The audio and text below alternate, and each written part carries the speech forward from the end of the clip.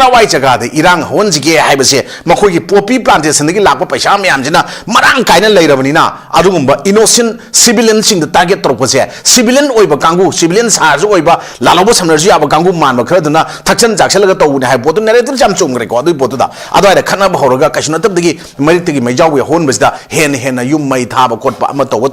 who's in me half a corner report, who knows, Maduki Porter continuation, some ladi, Zaka Sangyari, Sangyari Shumba, High was hiding them by but Adubu, Hanaba give him the Moina Hat already, Lamon Kumrium, the Lakman films at Taraev. Adukarino, Nasaki Quina, printed Nagalit authority, Maduki Port to the Pito Iba, Magi Powers function Mayamdo, Maduki Port to Adumba Ama, Nasidi, Adumba, Prime Minister Narendra Modi, Susampu Lab the Kari Haigi, local Oiba bodies in the groups in the Maduki power Hena Pinaba, Donotom, Port Mayama, High Potamakan Labudugi, Marumdra Tupuga, Moja Karai, Wayamana Karisham, Doxiga, the Kalavanina, Maduki Huziki P report, Eastern Nagaland people organizing Port Moya Talako demand 2010, the Yam Tina Talako, the Pangi Port to the Maduda MHA, Ministry of Home Affairs now, provide initial establishment of expenditures, Aluga. Fund mean for reason are not dividend or delayed by the state capital and Maduki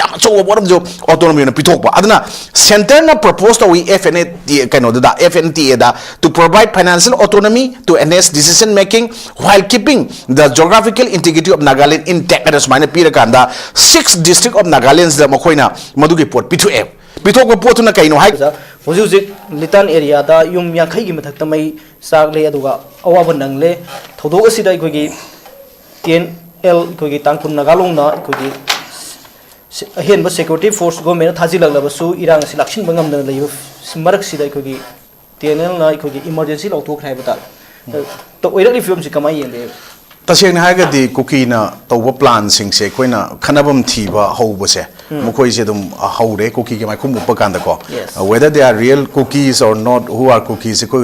interpretation, Magia identification, Tobungam, the Wimong the Lae, because some claim themselves as Tado, some as Wi-Fi, some as Mar, some as Combs and Agada, so cookies at the junction never put on the lake. So my Taulere, I don't assume my am labor Marxida, Makogi Pandam, Makati, Manipur, the Makoina Tali, was separate administration, Pose, Masi Posi, Mount Pound, and Port Amakak, Makoina, Tali, Portuni, Aduki Pandam, the Makamatan Torpani have a posity, Masidi Lalo, and a port I Tamjaning. Cry the Gino Haikanda, Equina Constitution of Indiana, Article 371A, the Nagaland Piri Port Amakak, Kodong Chabonka, B the Kanapi, Asangi Pico, C the Manipugi P. See the Manipugi came to Yaude, Kogi land protection, Natri Isagio, by Chan and Akchakadaba, Isagi Sita with them in a 371A, the Yauposi came to Kogi Manipugi, 371C, the Yaude. But Madugi Port to the Equinta Sengna, ENPO, Haina, Eastern Nagaland People Organization and Organization, Amakana, Nagalingi, Kano, the apex body representing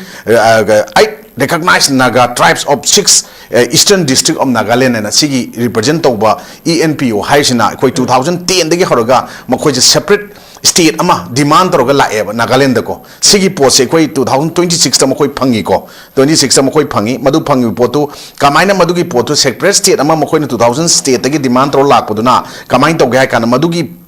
Kari manungi demand through no haikana makoisi development the neglect tore lack of development socio-economic ngachagi backwardness compared to other rest of the state of Nagaland gi the oide adagi yamna prolonged neglect to lak podugi potni maram do hairaga demand through la eba aduna makoigi 12-point agreement amakha makoigi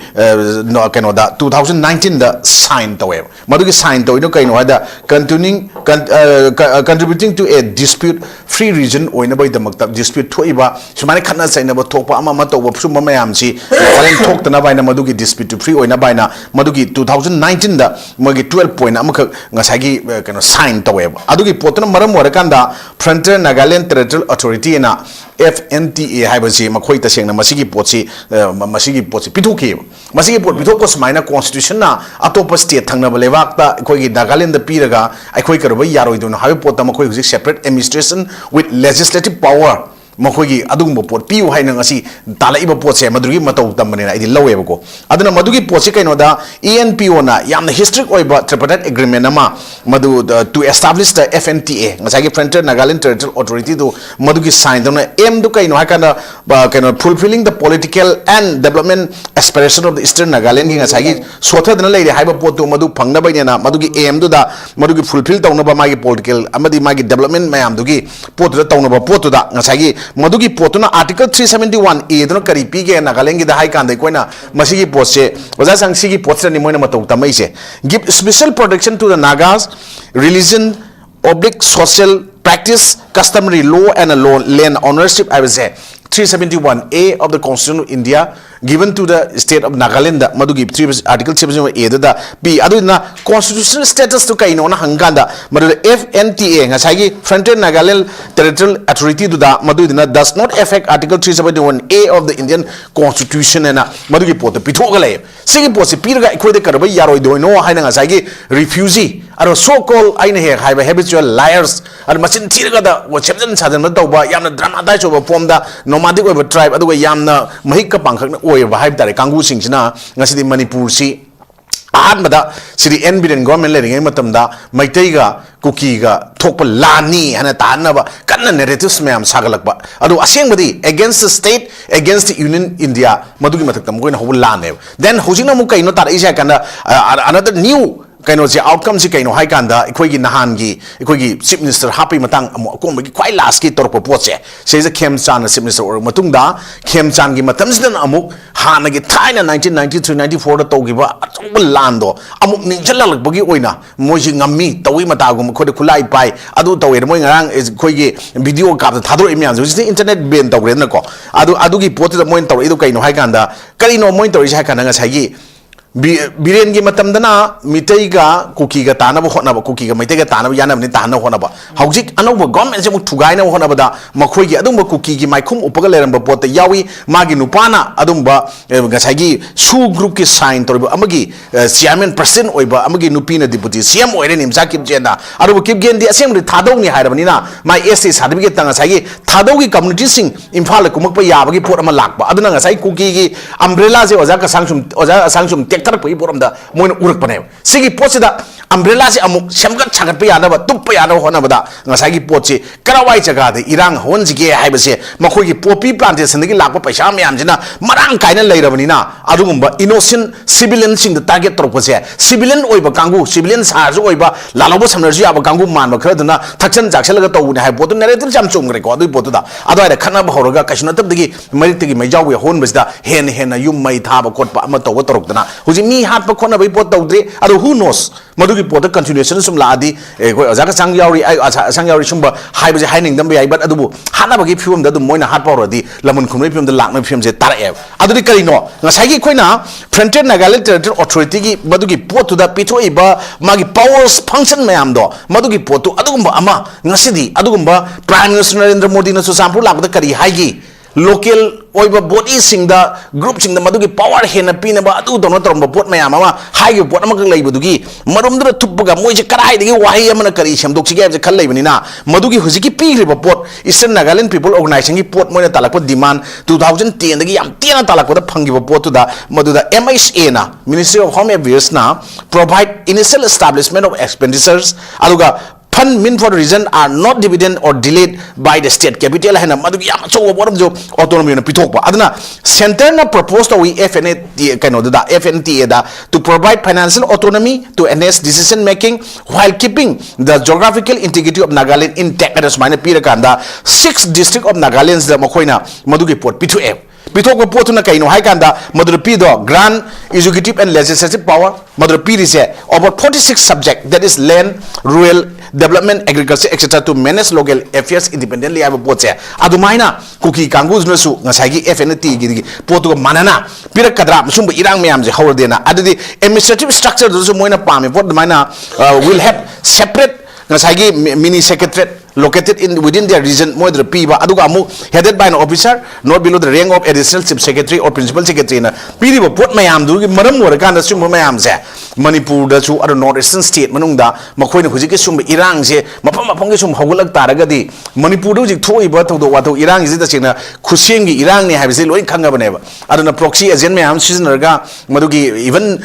paramilitary forces security forces 70,000 plus en lai je season lai ba adagi mayam ma sidai kon lauriba madu military crackdown tawdamni adu tawdamni phagadamni pungadamni punishment bigadamni as per Constitution of India adugi mayam singdu laiba pot manung da hujik se even tongan makhalgi ekoi chomda panel oina wangang eba singjina koina se Litan is burning Tangkhul Kuki conflict ngaji khanani sona kanda mu elected ne leiba kangu sina masage ba responsibility du tasengna haraga di law do man ba poram la ba ji lawon lamda gi matam sida di tasengna ekoi gi tasengna ga di khara awaba nungai taba mayam thengna ba yai but adubu sigi pot sida ekoi tasengna haraga di madu suksoi soidana madugi aran ma doriba singdu punishment pirage araga makhoi si sab chana makhoi ji thengna rage na khallagadi electricity tawgadabusu ngarang nahangi even koi gi chief minister hapakwa home minister hapakwa mata ngasi home minister gi Govindas ki statement nangwa inga sai nung din tai ngasi mana irang si matang pi bada ngasi di irang khara thokte adu bus baina DGP kano tawre aduga mai home minister gi matang du di chap chaba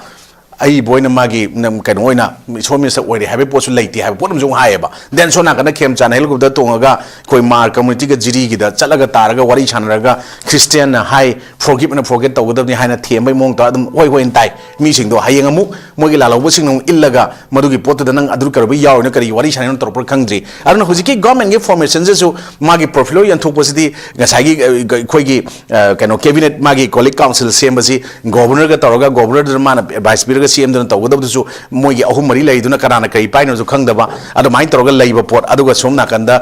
the frontier Nagaland territorial authority potu pambai tongna potang ngasagi mai tuen sang ne mon ne adagi mai longlen nonglak adagi samto mogi leiba taruk to madugi administrative power pi with mogi structure da 49 member legadabani 49 da 14 elected oigadabani out of that 9 to be nominated by the governor Nagaland pi with manipur da su ar mai nga semaga madugi president lui menang da tohu geng khamadu ngamakta government semjalakpa then sumain torgo pot da ngasai government gi thugai na por honrak pada ngasai kuki gi manung gi leramba kuki gi maikhum upamba singduna id huji wifi ni id huji thadau ni id adunen tholpoi pm tholpoi sida even CM naga ngasai gi laukthokpada huji imphal gi valley area da any lakpada madugi loinamak madugi kano pigani kai laukthokpa then why not karigi adudi national highway singsida ikoi gi buffer zone thamiba highway tab jaga thamiba singsida madusu loi jangan gadabani ikoi madu production pire laukthokpa ngamde then adoi dagadi lenga ki site gi su lenga ko yobi sing du pare anobo koina PR lerambadagi popular government ama lei pa me do huji install to wore hayeng tai trying to ji moi cabinet expansion trying to legano ne hado legador leirodora kanana kari pi do kano khangdraga su tawnen tai adugi remaining sing do hapkane tawda to khangde adubu sumba pot mayam lei marak structure hingna ba yamna matha saba pot ama koi praja miyam da dum thambase sisina koi di tasengna harega di huji koina hana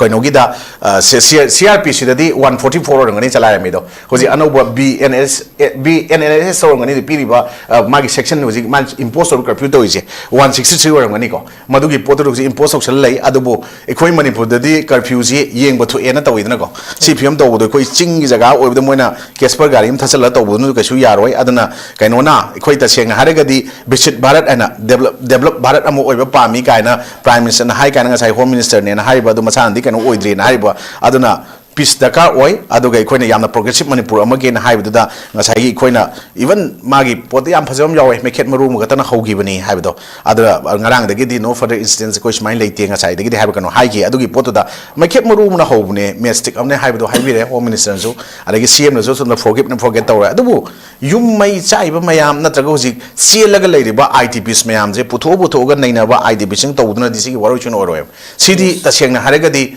generation ani ahum maribu chatpa yabagi film da sigi irang ji sumai jum thambiradi chap chana mahik sing ji phadok tadi id loisal wena khalleba IDPs return dogiba security provider ngak puduna sigi irang sigi conflict crisis sigi oro shinama porakane de itajade aduna masi pura state ki magi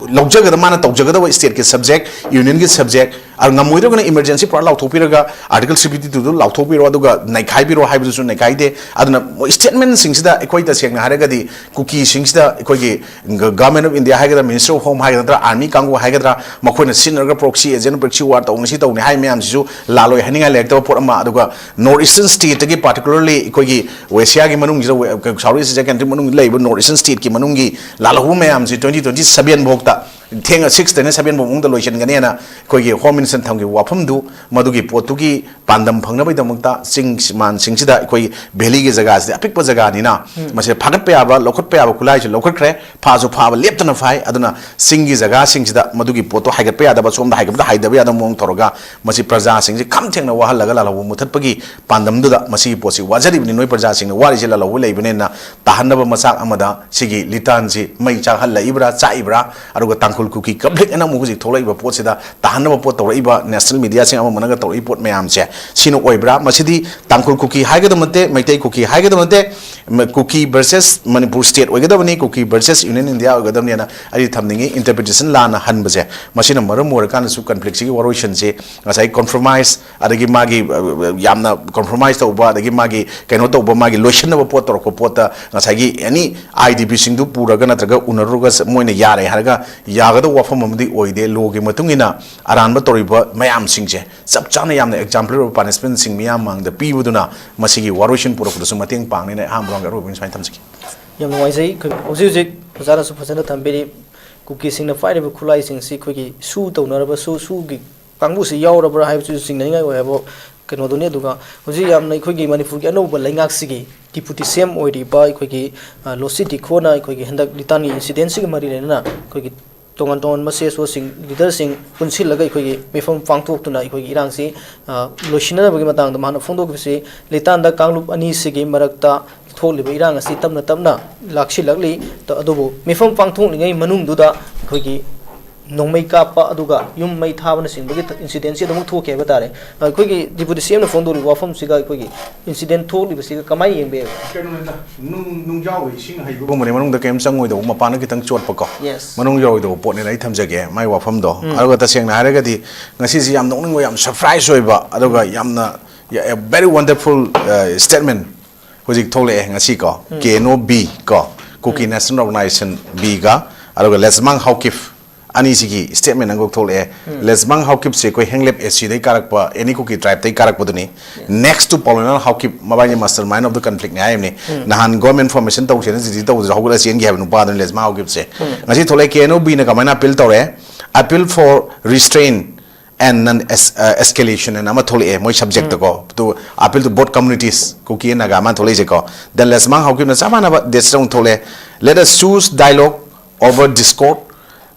compensation over confrontation and work together in the larger interest of peace to prevent any further escalation and thol ebako ara sigi poche magi sigi wahai moi ni poche na oigidam te mai churi di manung da moi ne ba maram di sigi moi ni haibagi pot amakak aina ngasai gi four C's of conflict mamang da hagi toina compromise ka tangai gramane communication cooperation compromise amadi constructive conflict management do sigi poche di oibia roibako aduga ngasai gi conflict si prevent tawna ba control tawna ba collaborate tawna ba ada madu me am du changi aduga ikhogi irang si kamaina hogi gi hai matam da hana hogalam ding yengo ba ikhogi tuibong tu kangbhai natra kangbhai tu ngasai gi laisang hai ji ko sigi lam ji da ikhogi masigi lai je kangbhai dagi torbung dagi laisang ni tuibong si kuki gi area nga ta ni ko irang ho 5 km gi range ta hotspot oina ngasai ikhoina hai bi ari se ani ji gi ba keno gi am stronghold jaga ne irang ho gi je ana irang khudum si keno da tarak ba ya bai pot lak poni na ngasai gi government of india gi military gi exercise bajan taw adi moi drill dikhar tawre ko nan hairok ta kamupi da chuchampur da helicopter pai na ma to utra kha tawre ko adu sing moi tawadi farak tani hai posi kaino da psychot ac dagi paulan kare henglep dagi lesmang aukip ka bane ba sigi posina anglo kuki war 1970 1990 su leita ba mi ingin budu mai thain to budu gi trobung da madu gi poto spread to thoroga nga sai gi kangbai henglep ki lesmang ga nga sai gi bot madu gi wifi village nga tani na hariga su madai da hogi pot amune aduna swais da mokhona tawri ba statement port sidi ikoina ta seng na hariga di masigi si yamna chumba statement namani adu madu iduna di noigi statement no oibia ro haningi maram di karo saying that politics is only profession where you can lie cheat and still be respected aido moinas mind tholo ko wise ni am respected kano sing ni have di koina high roi maram di rebuilding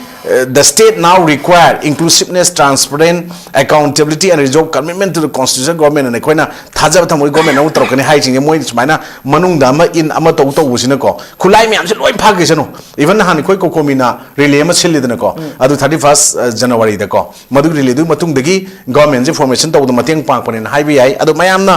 Phagi ओइना 21st century da which community is still homeless in 21st century का है मयामना फागी रे cookie का इरे वो जिसे कनो दा social media थे ना बनी को who is Kuki का Kuki are nomadic and scattered people roaming here and there why they fought with every communities because of land issue where is the original Kuki unknown till that kind of moi pirak po singja yum noning bai da pa ko do adu sigi mayam se kai dong si moi di yam na thu thu escalate to bang mi ba adagi yam kan ba mayam ma sagat pang mi se kai gi noi kan da ai khoi na han khoi gi oiba khoi gi mite community na khoi ta seng na har ga di kai no si sok pa yaroi ai khoi gi kai no si integrity kai bi yaroi ha ba si loina mak law ga la inga si su law ri mite ka ta na te mayam ma law min na ri ko sigi law min na ba sigi manung da khoi ta seng na har ga thol iba mi se nan mi lak ama amuk kitang hen ga mai oing na hang ga mai oe bo sidai de khoi hujik se ta seng na sum irang me am tor kan se khulai jo phagat lo sanu am su to sanu am ta lai dra sanu tenge fa sanu imphal valley dei ko sting de gi fa ga pha roi ra lai dra sanu aru Indian security paramilitary forces security forces sing lai sing pula punja laga 70000 ung lai ba se manipur da lai ba khoi gi langon lamda gi piro ta pu khoi gi puya nei na ba sing na hai ba matam na masidi wa ga ni sigi manung je khoi gi amakak yawi hai dana ko yokhok lan na yokhok lan invite to ne lawe si po se ko kuki in to ri je la sa nong ma yaw da ga su amamam tangam na bi film la maru kya kap to mi lak mayam se ma kap ngam ko dra ba maru adu gi lai ga dra pot am lak ne ba mo na phong na kap ya aduna si yokhok lan se lak ni adu ta ga si gi pot si ai khoi ta seng na lai ri ba praja sing gi khoi saw no praja sing nong khang amak ta da gi mo gi suma karan mayam se lak ta na hayeng last ta ai khoi mi lak ahum ri dang thol o nei ko ta seng na haraga di adu si yokhok lan na tholok pa ta ga ke no taw ni adu swai sa di ai na hajening ba di sum bo gi pot se khoi gi mi hut ne lai ba khoi maru pe man jam phasin taw pon tham bi ga sai gi constitution gi provision manung da yaw ba sing da amam se tongan sing to ga hal laga nei na ga amaduna atai na support to do swai dai na nei na khoi pot ne ba taw ri se nei na ko da he na ka da to ba helak po do moi na henjelak wa ne ba seng na aduna sab chaba origin ama पुरपंग गमगनी है बजे हुजी कुले थाजदे कोइ decade अमनि चटपे याय मसी की पोसन सुरोल अमनि चटपे याय generation अमनि high जिकैन अखोइ खोगी mu सिंग जिने lab सिंग तसेंगना मथौना लैना तिंग थोकना हाइ तारे को कॉन्स्टिट्यूशन की प्रोविजन मयाम दो मदुगी कनो दो पांगथोक Pangam मखोइना थबक ओइना पाइथोक पांखत Pangam गदि गसाइगी inclusiveness transparency count मयाम लो याव गमर पाखोक ngam दुबो अखोइना मखोइ सुलिंग थेंगना बंगम दबै पोट अमा लाइस दि क्राइ दैनो हाइ कांदा यंगबियो अखोइ just in 3 months मखोइना तानबा याबा मोइ रो opium ngasagi number 4 sungiba drug to which is the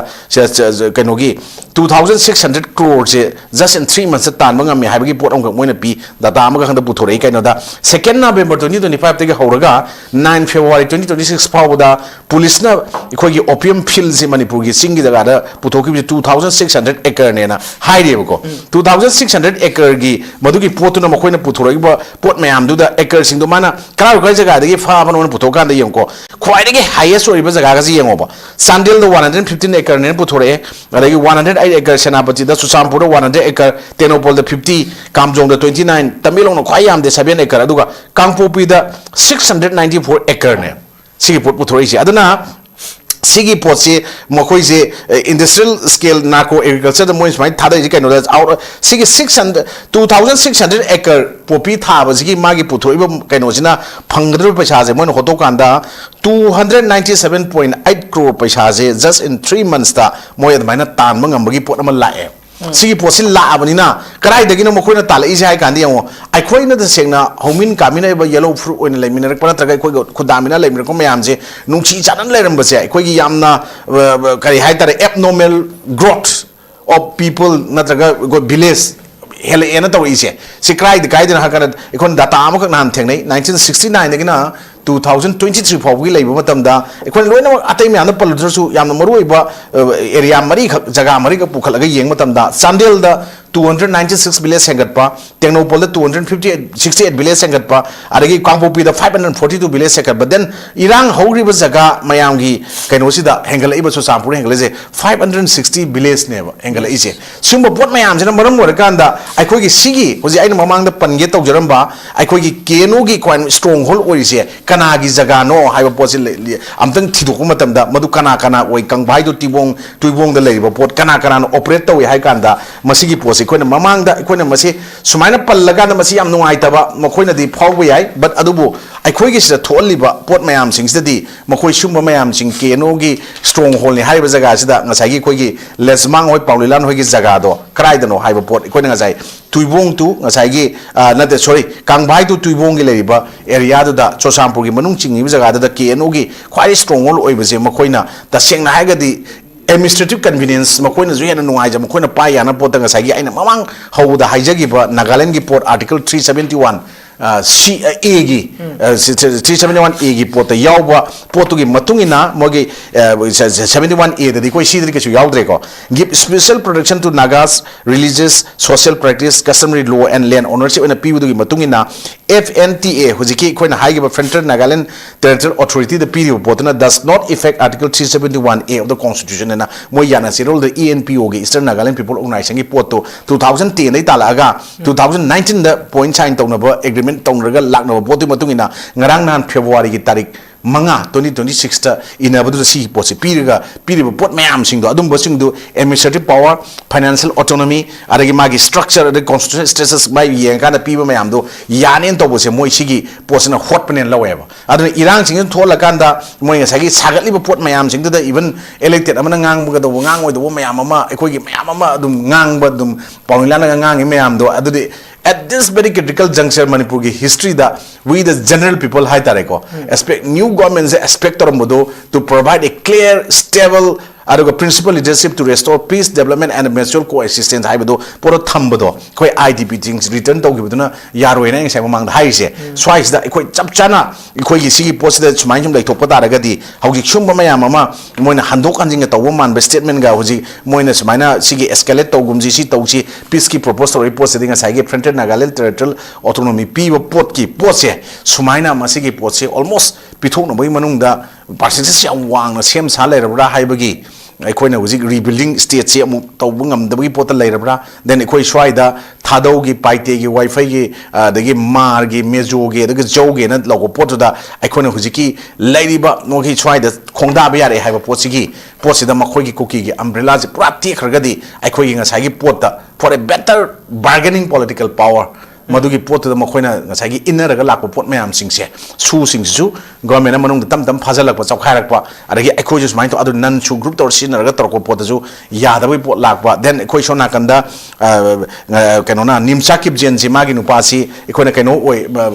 लालौबगी leader ने ना हाइ लैबनिना मागी पोतुना ngसाइ कुकी मयाम सि पोरागा मुक्सु मागी पुरिबा माना बेगेस सेपरेट एडमिनिस्ट्रेशन की बेग अमा पुरिबा देन एनी कुकी ट्राइब की पोतुगी सपोर्ट और वे पोत नदर कुकी गी अदुंबा कनोगी तालिबा लालौब सिंगी पोतरो माइन पान बा थोलागा वरी साब यादगुम तो बट मा मसा थादौने नमुसु क्लेम तौरपै पोत माइ एसटी कनो दे अदुने हाइबा पोत मयाम सिंगदा लिथोक लिसिन यारबै पोत तुदा ngसाइगी इसिंगी सकलोन दो लौरगा लिसलगा चटपा यानि हाइबा सिंगसे लोगी मतुंगिनदि यारोदौ मयाम लेयबको फारगा पुलगा तौ याबा मयाम लेबिसिंग तौबिदबगी गुदा तौरिनेबा अदुना मतंग मतम जाना ngसाइगी रुपे मानाय चाइ थाउ द वाइब दो वर औ द वाइब दुने वर वातेम दब दन वर वातेम दुना मसी एस्केलेट तौ थोकिबना हौजिकते अखोइना ngसाइगी फोर्सेस ऑफ कॉन्फ्लिक्ट काइन हाइब दु यावरिबा मनुंग दुगी कम्युनिकेशन कोऑपरेशन दगी कॉम्प्रोमाइज काइन कंस्ट्रक्टिव कॉन्फ्लिक्ट मैनेजमेंट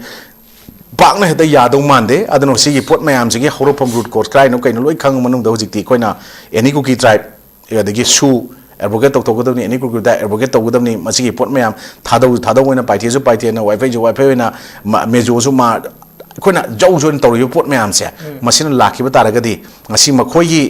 लीडर ने इलेक्टेड ने लेबा मयाम जु मखोई अगेंस्ट खरा म थोलागा 50-50 द लेन 10 दगी मंगा ना सेम तौबो यावरा अबनी ना को Imphal यong लाक्सले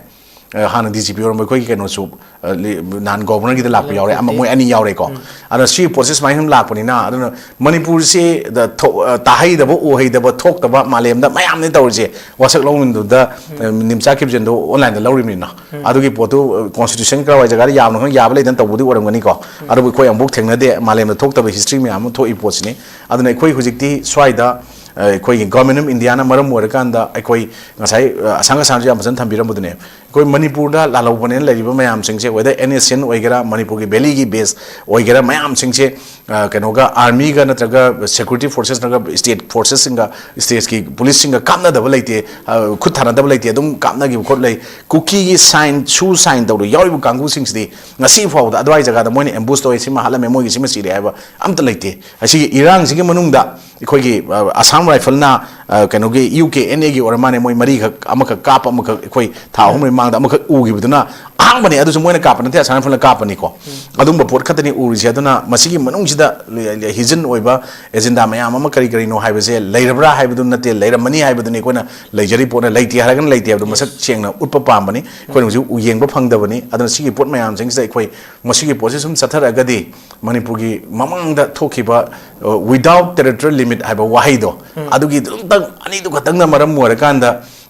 elected ani mai jaibni ko assembly mai jaibni manipur mai hauribani mi mayam ama thawaina pontha pi kham nagri ni ko moduna maram wara kanda madugi wahaiduna aduna hojiki kanogi Nagaland da toriba pot adumaina madugi potu pibugi phibam la asu masi yama chauba invite tauba pot amaju oina thokani adu ekoina yamni kijaridi ENPO ge adumaina kuki na talibis da Frontier Nagaland Territorial Authority ge adumaina pishalaga mai ngasai gi pot tongan magi autonomy piba magi government da adagi magi lesi power ke ga adu piba adugi potu ga chathara di magi separate kano state ama talak potu 2010 talaga hoji 2000 kano da 26 ta phangini na ko sahi kunga taruk ki matung da phangini adu kuki ge am kuidri adu moi gi planning da di decade ke yalak matam da khoi any kuki tribe si 1956 pokta adagi lawtho thamgro potuna ngasai 2003 da amu include torpodagi moi any kuki tribe te ahum kara ineba adu moi mihut yauna chalaga wari chana bada nana irang thok matam da hoji lotion bangam da lesum escalate tor ini ngasi ga tani kar le pyari je krai phau kamai le ko da no khangde yum mai thanaram badagi makha tara ko da mi hanara kadra hanar oidra haibagi achobu question ama la ko da no huji koina curfew jari da na tor ibo pot sineba an sigi pot mayam sings da ikoi gi lengak te yobiri bana traga any administration pari ba law and order gi nga ibo kangu sing sina su ngasai gi khoi gi leiba mayam sing ek rule mayam sing se loina khare hena kupna thijan biraga even BNS ki 2023 ki da ngai gi section 113 da yaw dine if kana gumna madu kano da threat toroba unity da integrity da natraga security da natraga na economic security natraga any terror strike to the people madaga government people to taraga di madu gi potu punishment adu pb adu to bi mayam yawri then ikoi unlawful activities mayam gi prevention ikoi 1962 gi unlawful activities prevention in 1962 adagi afaspa 1958 adagi terrorism